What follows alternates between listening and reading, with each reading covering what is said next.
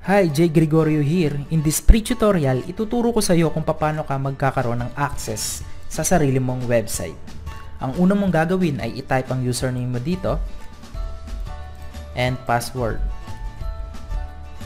Then click login.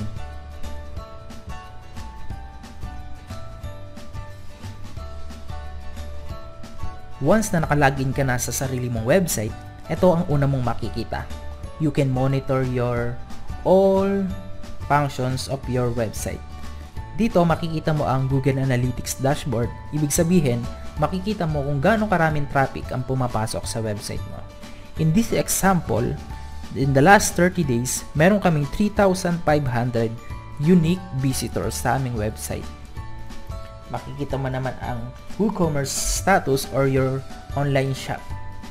Mamamonitor mo dito yung orders and products, lahat. You can see the activity, tutorials, and announcement. Makikita mo rin dito ang mga functions, paano ka makakagawa ng new blog post. Click mo lang to, add new, pwede rin dito.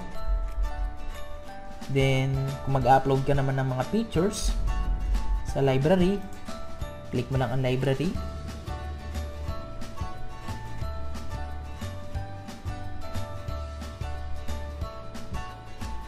Yan.